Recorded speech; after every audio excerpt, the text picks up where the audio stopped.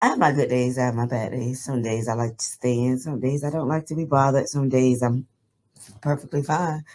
But the mental stuff has really Taking a toll. taken a toll more physically than anything. Yeah, definitely. You are now tuned into another episode of WAGM podcast. I am Gam, and of course, I got my co-host. Mz Gogetta. I don't know why you do this every week. Why you say your name so low? Like you're a sex phone operator or something. I don't know. Maybe that's my other life profession. I don't know. Okay, sound I good. don't know. Anyway, and we are the dynamic duo of the hottest podcast in VA, none other than WAGM podcast. And tonight we have a special co-host, and her name is Miss Candice. Hi, how you doing? Good. How about yourself, madam? I'm fine. Great. How was your weekend? It was great. Busy. Busy? Christmas shopping. Oh, very busy then. You have kids? Yes, 3 boys. Ooh. Oh yeah. Hold on, let me check your pocket. See you got any money left. three whole boys. 3 whole boys. 17, 15, and 9. Oh gracious. Oh yeah. Boys. Yeah. But anyway, let's get on into our topic tonight. But before we get into our topic, can you please introduce yourself to our viewers and listeners of WAGM podcast? Hi again. My name is Candice Anderson, as she stated. 36 years old, heart survivor. 36 years old, you're a heart survivor. Yes, ma'am. Wow, that's crazy. I done hit the wrong. I'm gonna tell y'all something, right? We're definitely unapologetic and unfiltered because while I'm sitting here and hit the wrong camera, and it went blank.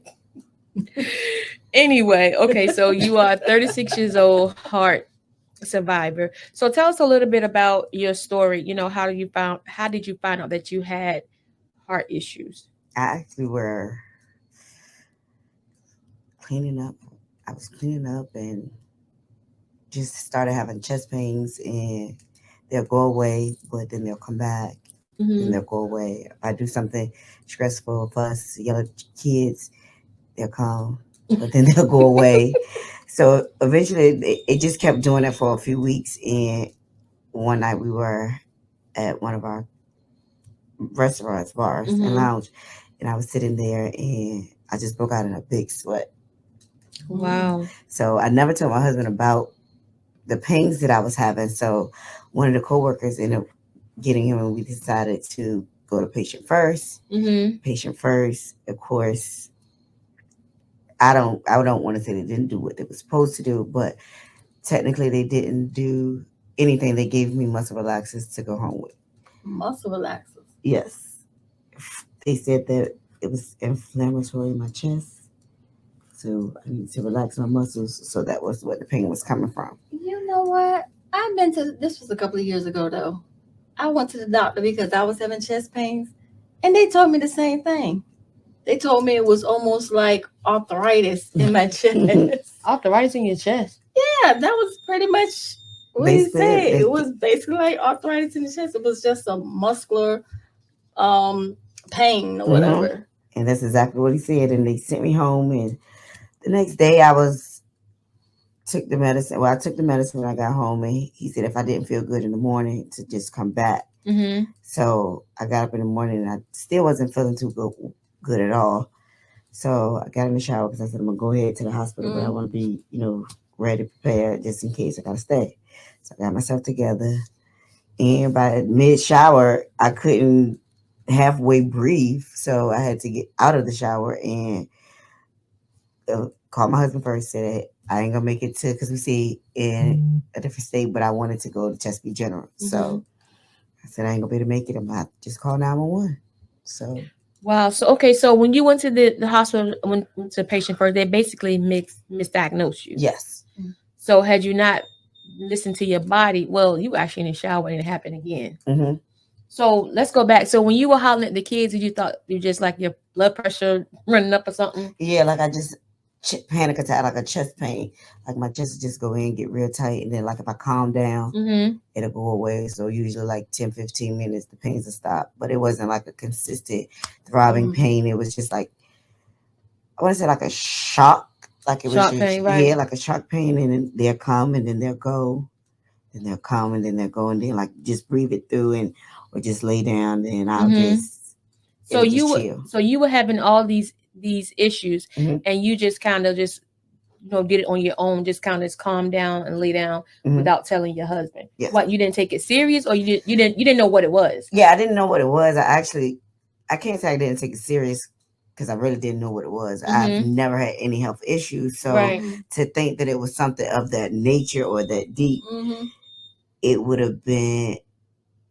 I probably would have went when I first had got it. Okay. But being that I never had heart issues, I've been through multiple surgeries, having kids. I've never had any problems. Right. Blood pressure problems, never had those. So does heart disease run in your family? No. Wow. So okay, you're 36 now. So how long ago was this? 2 years ago. I was 34 years old. So you was 34 years old. And what did they say was I had a 95% blockage. At 34 years old. 34 years old. I could have had a massive heart attack anywhere.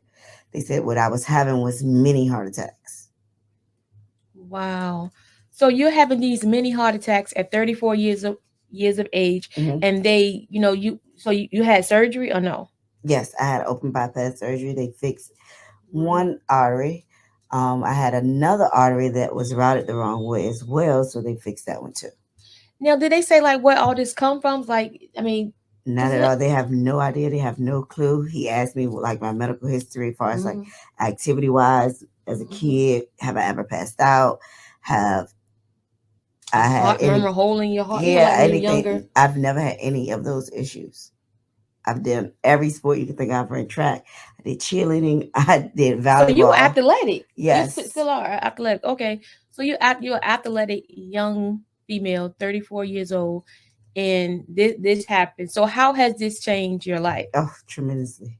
It's been a big adjustment, physically and mentally. So it has did.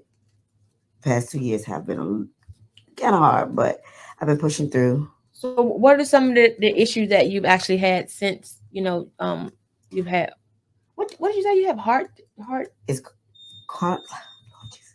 coronary arteries disease. Okay, coronary artery. Okay, yeah, same thing.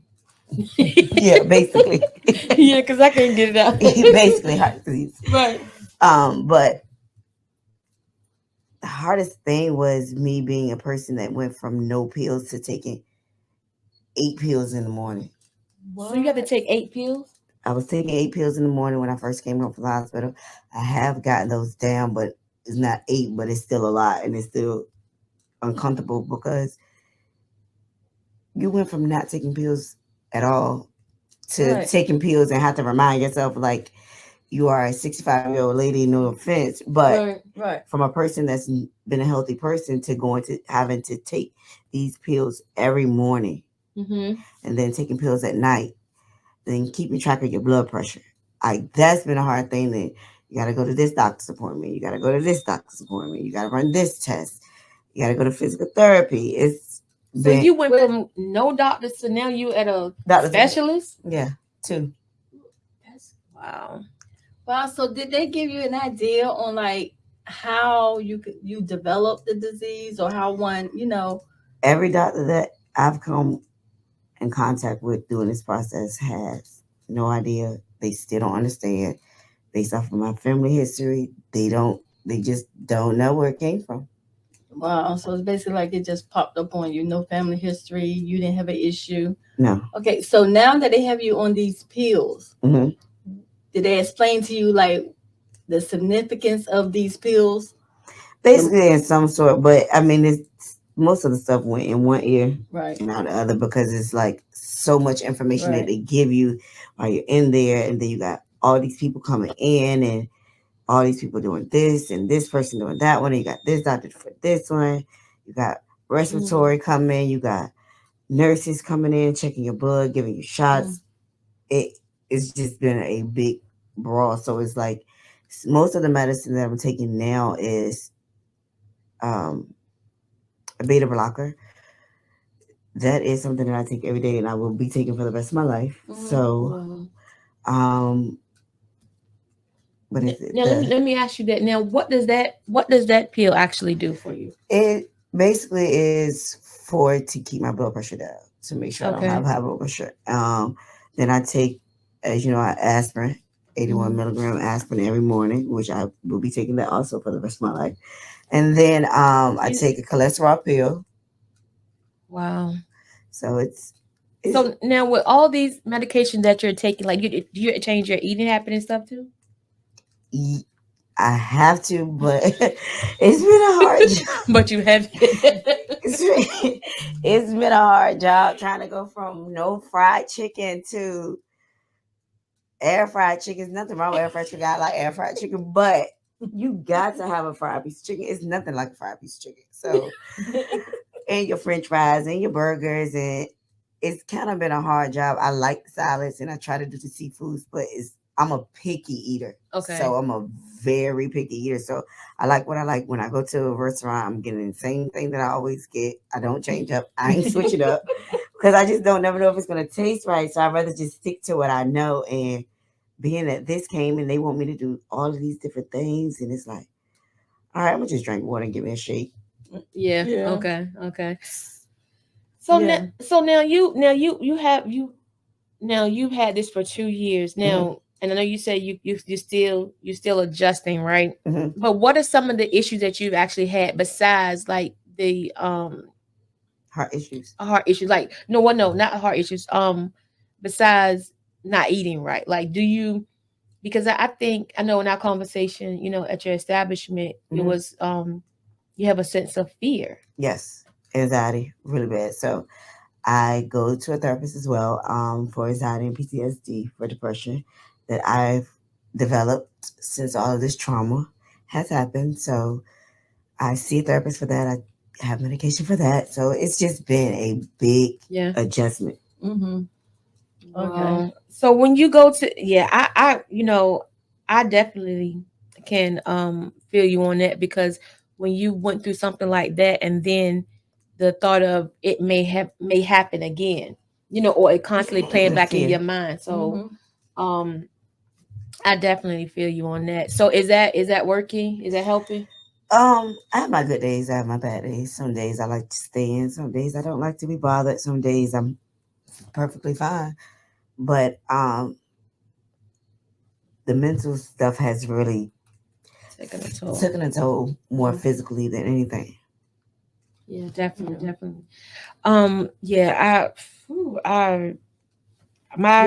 prayers are with you. Yeah, I can imagine that it will play with your mental, because like you said, you never had no issue, and then you were athletic, you was busy, you have your businesses you running, you have your kids that you running around with, and then all of a sudden they hit you with we're going to have a surgery, you have to do this, you have to change your eating habits, you have to take all these pills. So I can imagine it will affect anyone. You know what I'm saying? Because it's like how you go to this drastic life change with no warning. Exactly. You know what I'm saying? And so therefore there's no warning for it. And then, now obviously you have to make a change and you don't know how to go about the change. That's like you were saying about the fried chicken. You like fried chicken, and you telling me I can't have a piece of fried chicken or French fries to go with my fried chicken because of a illness that I had no idea. So it kind of make you right. So it kind of make you question, like, okay, are they for real? Did they give you the right diagnosis? Because they gave you the wrong diagnosis at first. So now it makes you wonder, did y'all really, did I really have a block? How do I know you're telling the truth? But you don't have no other choice but to kind of like take their word because you don't know, but you really, so it's like a whole lot of unanswered things that you might have going through your head. Like, could I have just did this versus having the surgery? Or could they have did something earlier instead of telling me it was a muscle pain? Or could, I had did this. So you have a whole bunch of, I can imagine you have a whole bunch of could or what else or should I have going through your head? Yes. I definitely feel you on that. And I think, just like what Mz Gogetta is basically saying, it's like, I don't know, I think going through something like that, it gives you a different outlook on life, right? Like, so do you take life, not saying that you didn't take life seriously from the beginning, but do you look at it through a different lens now? Well, right now, being that my mind is so cluttered with so many thoughts, and I do look at life different. I'm not going to say I don't take it serious, because I do, but at the same time, with all the cloudiness that I got going on, the only thing that I could do is just try to live it different every day. That's the only thing that I could do. That's the only thing that I can wake up in the morning and just be like, all right, let's just try to get through this day here, because something can always happen. Something can trigger it. I could be completely fine at one moment in one sense, and then the next moment I could be it's a downer, or I just never know. I play my days by day, but I try to be positive. I try to think good thoughts, but sometimes it just happens. Yeah. So do you have anything to keep your mind busy, to keep you busy from sitting back thinking about your current situation? Like you mentioned your businesses. Yes, I own 2 businesses. I own Topics Bistro, and I own Faith and Serenity Home Care. Faith and Serenity Home Care got me through the whole process. I was in the hospital doing billing. I was in the hospital getting out paychecks. Like I actually really still worked in the hospital. I actually got my hair done in the hospital, to be personally honest, and the nurses were amazed. They was like, "Oh my God!" You had someone come do your hair while you was in the hospital? Yeah, I couldn't go into I couldn't go into surgery at a ponytail, because it really was like I went to the hospital in Elizabeth City, and they admitted they were going to send me home too. Let me not forget that part. They were going to send me home as well, because they didn't know what was wrong, and so my nobody blood pressure did no test. Like the blood pressure didn't go up until I got up off the machines and went to the restroom. When I came back and they hooked me up to the monitors, everything had shot up. My blood pressure, my heart rate, everything. So at that point is when they said, well, we're going to admit you. And they did the dye test for my arteries to see, and that's how they found out. As soon as I didn't even go back to the room that I was in at that hospital. They took me straight from that lab room to the ambulance General. I stayed in Virginia Beach General for a week. Lord knows I gave them people a hard time. I know, I would have to. And then I finally got to my final destination, which was the heart hospital. And then that's why I stayed there. And I literally had surgery probably a few days after I got there. So I really didn't stay. I stayed in the hospital from the 17th to, after Thanksgiving, so like the 29th, I came home. So you were in there a while. So now, does this medication, are they, like some medication has side effects, right? Do they think, most of them do. Do they think that some of the way that you're feeling has something to do with the medication? I don't know. I've never asked that. Yeah, there might be something to definitely jot down and ask them when you go back to your appointments, because some medications gives you mood swings, stuff like that. See, that's the thing. Now that I go to the therapist, I have a downer as well for my anxiety, to help me sleep at night. So I take. Is that working? Yes. Okay. When I do take it, it works. But most of the time, if you take you're gonna have to stop being hard-headed. If you take it too late, my kids probably won't wake up and get to school anymore. Okay. Because it puts you down. Like it really puts you down. And then I have my morning medicine, which is my uppity up medicine, keep you up during the day. But I don't really know if the medicine, like for the heart issue, is actually giving me those side effects to where it is, or like, to me, it just feels weird to me seeing shows that do heart. I watch Chicago Med now. I live for Chicago Med because they focus on heart issues. So just to see that and know that someone was actually in my chest like that, it does something to me.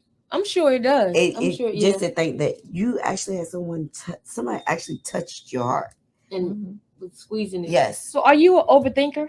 Big one. Yeah, I think the older I get, the more I have a tendency to overthink. I overthink everything. Yeah. I've thought about like okay, because when I first went in, there's a big room and it's all these silver instruments and all these computers, and I'm like, it's freezing cold in here. Yeah. He in there, he got his little music going. I'm like, okay, we about to have a good time. I'm about to get out of here. I'm about to be fine. And next thing you know, I woke up, I was in recovery with a tube in my throat. So I thank God for him.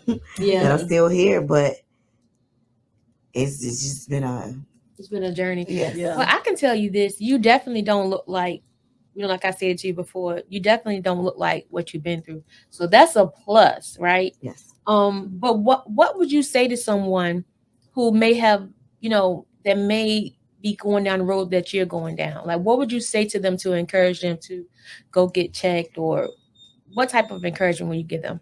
Anybody that I hear or say something about heart, we be on it. We make sure that, like, just only thing that I could tell anyway, if you feel anything wrong with your body, don't wait to the last minute, because you never know when that may actually be your last minute. Because yes, I was blessed, but at the same time, I have to think I could have died and had a heart attack in the store, grocery store. I could have had one in the car driving. Like, take it very serious. Like, I don't care if it's not patient first.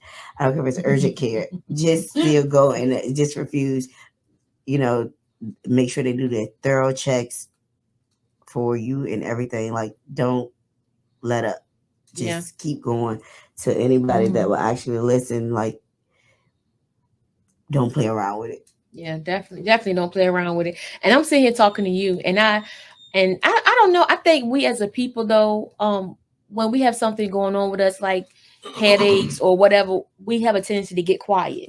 Like, we get quiet and try to calm ourselves down so that, we don't get worked up. Because once we get worked up, it's like, oh shoot, it can really be a bad thing for you. You know what I'm saying? But now, are you limited to any, like, do you have any restrictions or anything, like far as with the kids running and stuff like that? No, not really. The only really thing I can't do is a lot of lifting. I can't lift over a certain amount of weight. So that's put a lot of, I don't really do a lot of lifting, but just the ability to not be able to lift when I want to lift certain things is been a problem. Okay, so you can't lift. So they gave you a restriction of can't lift, but you can do cardio type activities. Really? They prefer you to do get your heart stronger, and my breathing back right, and to make sure my breathing is right, and just to work out, basically. Okay, but no lifting. Yes. Oh, okay. So what did they say? What's the reason for the lifting?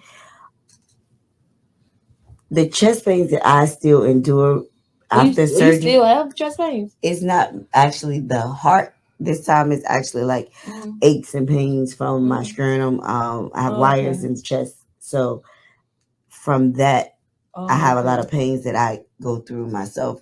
But it isn't related to my heart anymore. My cardio doctor, he's checked everything, every test he could to make sure that I've had repeated echoes, just so we can make sure that isn't the case. So now it's just, they may think it's stress or panic attacks that I have. So that could be coming from that as well. So he just he advised me not to try to lift on anything higher than 25 pounds. Okay. Oh, yeah. Well, I'm going to say, not lifting at me. I ain't carrying no grocery bags or nothing like that. I'm like, I can't lift right, so I ain't doing none of that. Right. But unfortunately, I still try to do everything. I've been a person that when I came home, I went straight back to it. Like, I can't just sit.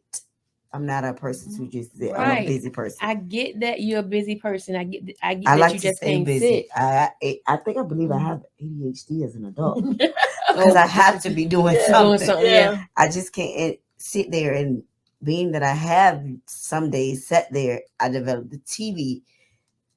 Now I became a TV fanatic. I gotta watch shows, and now I want to be in the house. So it's a bit different now from when I first came home to now being able to settle in and actually try to get my life back in some kind of order. So now I'd have picked up some of the things that I should have been doing when I needed to be doing it. So now I'm doing it when I don't really have to be doing as much. Right. So now, how does your husband feel about it? One, my first question to you is, when you're experiencing chest pains and stuff now, do you let him know what's going on? Sometimes. You gotta start because it's only one you. Yes, it is. It's only one you, and you have 3 boys. Yes. So you gotta kind of, I know it may be tough You know, but you gotta do what you gotta do because you gotta make sure that you're here and here in good health. That's the main thing. That's the main thing. You're absolutely You right. know, but yeah. So that was my first question. My second question is,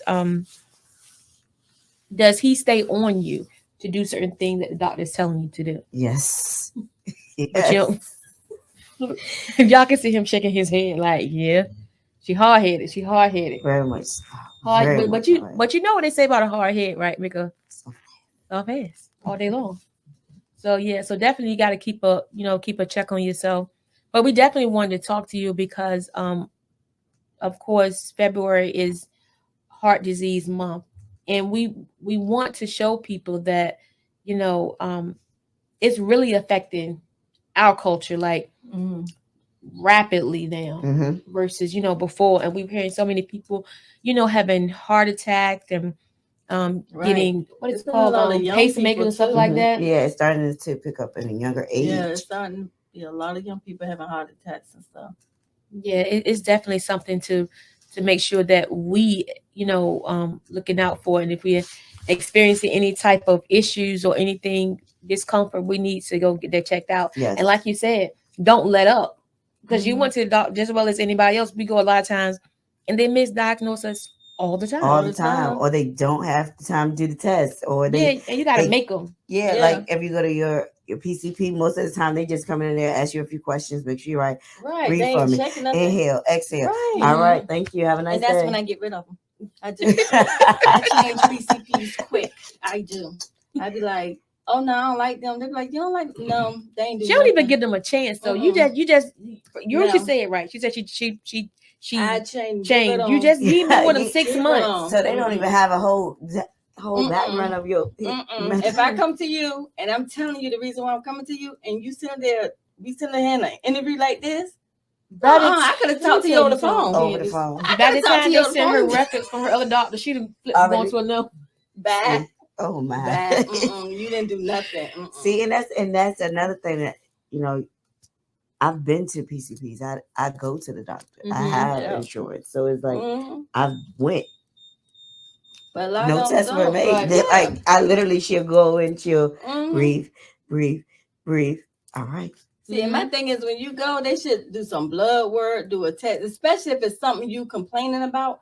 You can't tell me what's going on in me by asking me a bunch of questions. Do an X-ray or something. Yes, like you looking at one or something. Me telling you is not actually you seeing it for yourself. Exactly. Because the pains that I might feel today, I might not feel tomorrow. I might not feel when I get in there, and I might forget when I get in there to tell you how that was. Thank you. So why not try to just you charging an insurance anyway by the hour? Yeah, you might as well go ahead and run some tests. Yeah, run a test. Now, do you ever think why you? Yes, because I hear you from being, you being so out, athletic and out there, doing your thing. Do you ever think like, well, why me? Yes, all the time. Like, what was the purpose of me? For one, to be on the floor where it wasn't anything but it felt like death on a floor because everyone was old. And when I say old, I mean old. They were older males. I think I only seen one older woman on the floor, but to just be that age and to be in there with so many older people, and it's like you seem like you're doing fine, but they seem like they're suffering more. So it's like, well, why am I feel like I'm okay, or why am I the person that he chose to make me have to go through this? Like, what's the purpose? What's the purpose of this? Like the scariness of, am I going to make it out to live and tell the story, or like being surrounded by all of this here is making me nervous. So it's like, am I not this here, but this here is making me nervous too. But in the hospital and just actually being able to see a person come past on a bed with the sheet on them, it changed you. Right. And this is where I'm headed to surgery. Come out. Headed to surgery, and a person was in the hallway with the sheet. Wow, that's that would have freaked me out too. They take you to surgery and they have a person in the hallway. They were either about to put them on an elevator, but that person was in the hallway. No, see, yeah, that won't good. Cause I've been like, stop pushing me right now. Stop, stop. I ain't going. That definitely would have curbed your anxiety there. So it's just like people actually really pass away from this disease. So it's like, how did you, or why did you, or what did God have for you to have you come back from this? Like, yeah. Because most people don't make it out from this. With the percentage that I had, right, I probably technically, to be honest, shouldn't have, because I been here, 95%. Yeah, I was knocking at the door, like at the gate, like, let me in. Yeah, I know I probably been knocking like, let me go back. Let me go, let me go back. But 95%, that's a half percent. Yeah. So with that being said, like when you have your talks when you have your intimate talks with God or whomever you believe in, right? Do you ask them like, well, why did you give me this, and why am I still here? Like, what is it? But have you found out anything yet? You still searching. Not saying. No, I believe it for one, it's for my family. That I can definitely say for my family. But I guess to be here to sit here and talk about it. Yeah. To be able to help different people get through what I'm going through, to be able to, not be a mentor or be a guide to anyone, but I've joined different groups that are encouraging, that help. So people that may not know about these particular groups, I can, be able to sit down and talk to them and be an advocate. Yes, be an advocate for them to know that it's other people that you can talk to. It's other people that are battling things that you are battling. They all might not be the same, but we're in the same umbrella. Like your heart problem might have been different from mine. So yours may be worse and mine might be worse. So, but we've all had that same process. We've all have had our heart touched and played with and done. Some people got stents. Some people have pacemakers. Some people have open bypass surgeries like me. Yeah. It's different things that people go through with their heart, but we're all still the same. Right. So do you have a physical scar? Yes. Okay, so you have a physical scar, and then you have a scar that's in your mind, a mental scar as well. So you're kind of like double dipping here. Yes. So so that's I definitely can't imagine getting up in the morning and when you first get home and you got to take that first shower actually at home, and you got to get help and assistance, and you really don't want anyone to touch here. Right. Or see the holes that's in your stomach, and your kids got to see like it. The scar has been it's been a good thing. It's been a bad thing. Some days I care for it. Some days it might swell a little bit from a little keloid. So it's been different days with it. Different things that I will feel comfortable wearing. One day I might feel comfortable wearing when I buy it, but then I actually put it on. It's like, oh no, I don't really think this gonna work for me. Right. Because I don't feel comfortable with going certain places because I feel like people stare. You think people stare? I've opened the door for a meal delivery person, and I know you're not looking at my chest. I don't got that many. I ain't got no double D, so I know. Maybe it might be me mentally in my mind looking at this staring, but I just my face is here, and you just looking straight here. Okay, so you talking like if you got on like a low cut or a V-neck or something, you can see your scar. Yeah. Oh, so you thinking they looking at your scar? Yeah. So a lot of times I try to cover it up, but I don't mind wearing it out. But it just depends on how I feel. How you feel? Yeah. It depends on how your confidence or your anxiety and everything. Well, I definitely can get that. I just think, on the flip side, on the days when you are having a good day, you think about what you've been through, and like you said, you could think about that sheet on that person. That could have been you. That could have been me. And your family could have been preparing. It'd have been another way. Yeah, because they come in and ask you, do you got do not DNR? Do not necessitate paper. Do you have a living will? They send the pastor in there. They send the therapist in there. No, they would kill me on that one. They send all these people in here. I'm like, I ain't coming back. Yeah, like how long was the surgery for? I went in. I want to say, excuse me. I went in probably early in the morning, and I probably got out later in the evening. So it was probably about 6 hours. Or so. Yeah. Wow. Yeah. So, and I guess because even if it was a 45-minute surgery, it's still a major it's surgery. still a major Surgery, yeah. surgery. Yeah, They it's play with your heart. definitely Yeah, but I'm pretty sure it was alone. You got to cut through bone and you got to get through artery to Chest cavity and artery. all that Yeah. So, what are some Gosh. other than the mental? What are some physical side effects or residuals that you have after the surgery? My breather. Yeah. Okay. I have a breather. I don't like long walks. I get leg pains, like numbness in my legs or in my arms sometimes. This arm particularly because I think all of it was pulled. Yeah. Okay. So this side I'll have numbness in my chest area. This whole boob is numb. Oh, so you have numbness and stuff going on. Mhm. Probably because when they had to cut through them nerves or the Mhm. muscles or So whatever. it's probably not nerve, probably Yeah. still nerve damage there. So Mm. that's kind of the stuff that I deal with daily. Sleeping in the right way. You got to make sure I can get kind of comfortable with sleeping. Laying too low, I get nervous. But laying too low in the bed at night because I'm just I nervous. feel like you're gonna suffocate. Yeah, I think It's more so. I'm so anxiety. comfortable with when I was in the hospital. You know, you sit up. Yeah. They make you sit up with that. So I think I got comfortable with knowing that that's the best way for me to breathe and sleep in. Mm-hmm. So I try to do that. I bought bed wedges. I got a reclining chair. I hop from this to that just to try to get some. Yeah. So you wouldn't got a recline. You would got a bedside recline and everything. Yes, I have a recliner in my room. Wow. Well, like I say, the purpose of this episode is really to bring awareness to heart disease because we don't know how many times we can say it, how many ways we can say it. Go get checked. Especially if it's hereditary. Definitely.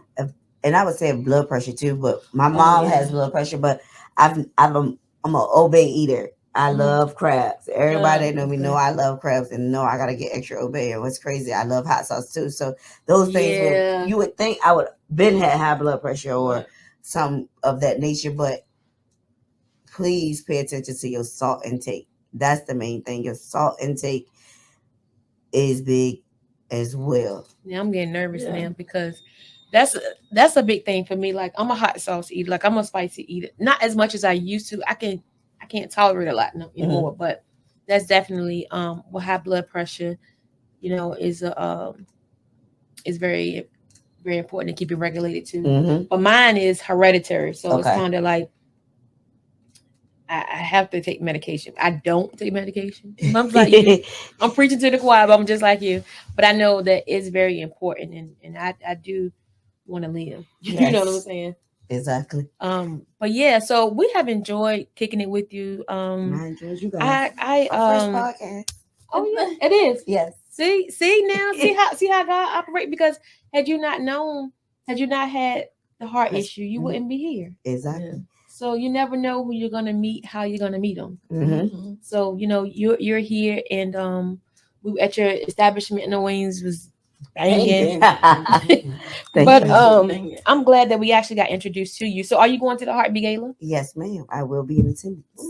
She done got assaulted by the microphone. Right, microphone just fell right on over like, oh shit. She done got assaulted. It just fell right on. Yeah, so the Heartbeat Gala is February the 4th. So we're gonna drop some links so that you can be able to obtain tickets and support, or if you know someone who has heart disease or has had it, we definitely want you guys to link up with Kim Wimbush and them in regards to the Heartbeat Gala, so they can be.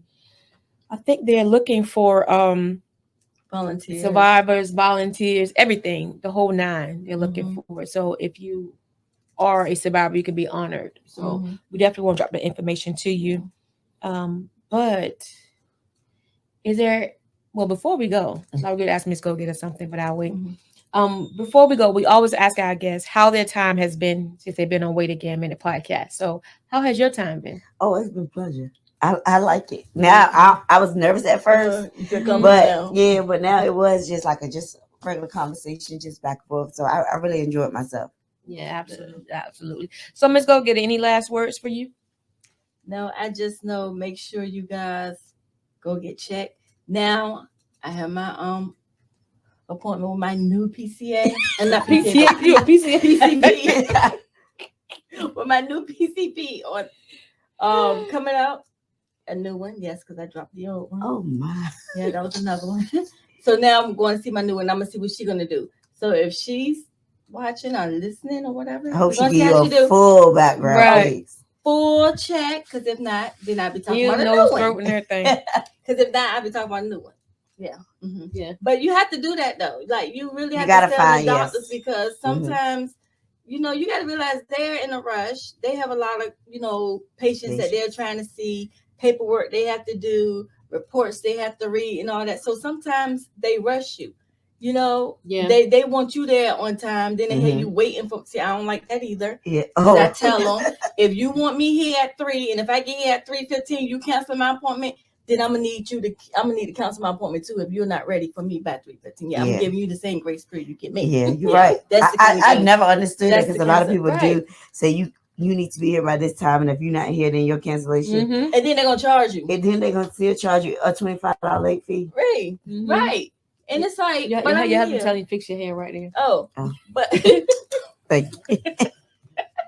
But you know, so yeah, but that is a good thing because, like I said, a few years ago, the doctor told me the same thing about, oh, you just having chest pain. It's just muscular. He pretty much told me it was almost like having arthritis, that type of pain, but it was in my chest. And I kept saying, oh wow, I'm having arthritis in my chest. So for a while, I was worried about that. Like, I'm having arthritis in my chest. How is that going to work out? Yeah, you know that's possible. But you know, then thank God it was right. But I left that doctor, went to another one because I wasn't playing with it. I'm having arthritis in my chest. Like, not only okay. So I went to another one who this particular doctor, he did do the whole workup, the EKG and all that. But everything was fine, but it still didn't really explain the chest pains. But by this time, whatever chest pains I was having at that time, it's over with now. Yeah. You know, so. But see, that's the same thing I thought. Yeah, it was over with now.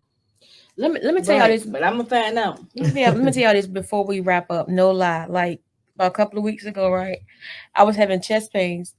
So I've always heard they say 1 aspirin a day keep the doctor away or whatever. I roll up in Dollar Tree and got the chewables. So I chew one every day. But you couldn't you couldn't tell me that the day stopped me from having a heart attack a couple weeks ago. It probably did. I know it did. It actually probably did. I take one every morning. You can't tell me that it didn't. Like in my mind, you cannot tell me the little orange tab. I chew them every day. Strawberry was good. Strawberry one.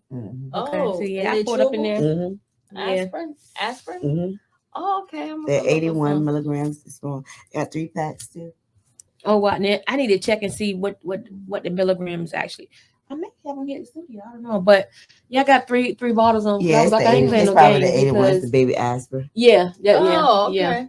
Yeah. So that's all the doctor said you need to take is the baby aspirin. No, I take that. I take cholesterol pill. No, I'm talking about as far as aspirin go. You just need to take a baby aspirin. Yes. Aspirin go. Yes, I only take the baby aspirin. Yes. Okay. A doctor never told me that. I've been hearing it for years from people. So I just.